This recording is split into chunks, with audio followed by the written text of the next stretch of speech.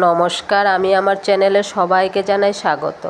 আজকে আমি উচ্ছে আর আলু দিয়ে করব ঢেঁকি শাক। তার জন্য উচ্ছে আর আলু আলাদা আলাদা করে ভেজে তুলে রাখলাম। ওই তেলে দিয়ে দিলাম ঢেঁকি শাকগুলি আর কাঁচা লঙ্কা। এই রান্নাটি আমার শাশুড়ি মায়ের হাতের রান্না, তবে আমি আমার শাশুড়ি মাকে পাই নাই, আমার বর আমাকে বলেছিল। তারপর নুন আর হলুদ দিয়ে দিলাম।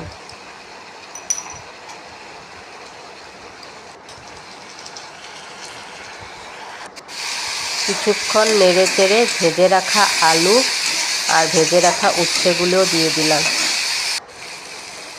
এই ভিডিওটা করতে ভুলে গিয়েছি। তারপর সরষা বাটা দিয়ে ভালো করে নেড়ে চেড়ে